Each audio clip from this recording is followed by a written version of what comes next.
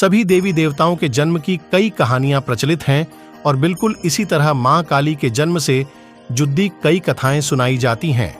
उन सभी कथाओं में से एक कहानी है जो सबसे ज्यादा प्रचलित है।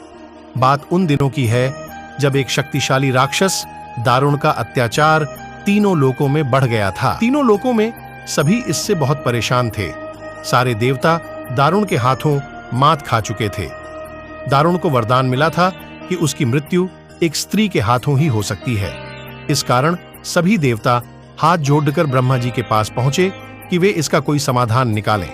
इसके बाद ब्रह्मा जी ने एक स्त्री का रूप लिया और दारुण से युद्ध करने चले गए, लेकिन वो भी इस असुर को हरा नहीं पाए। अंत में सभी देवता ब्रह्मा जी के साथ भगवान शिव के पास गए और उनसे प्रार्थना की कि वे कुछ करें। सभी की प्रार्थना सुनने के बाद शिव जी ने मुस्कुराते हुए माता पार्वती की तरफ देखा। उनका इशारा समझते हुए माता पार्वती ने अपनी शक्ति का एक अंश निकाला। वह एक चमकता हुआ तेज था जो देखते ही देखते भगवान शिव के नीलकंठ से होते हुए उनके शरीर में प्रवेश कर गया। इसके बाद भगवान शिव ने अपनी तीसरी आंख खोली और तीनों लोग थर-थर कांपने लगे।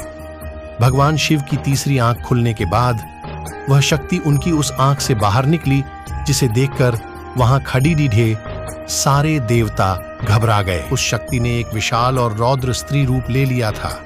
उनका रंग रात सा काला गहरा और जुबान खून जैसी लाल थी। चेहरे पर आग सा तेज था और माथे पर तीसरी आंख थी। इस तरह राक्षसों को खत्म करने के लिए हुआ मां काली का जन्म।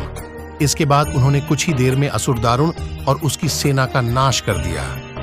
उन सभी दानवों को खत्म करने के बाद भी मां काली का गुस्सा शांत नहीं हो रहा था। इसके बाद उनका गुस्सा शांत करने के लिए भगवान शिव ने एक बच्चे का रूप लिया और उनके सामने आ गए। भगवान शिव को देखते ही मां काली का गुस्सा शांत हो गया और उन्होंने उस बच्चे को अपनी गोद में उठा लिया।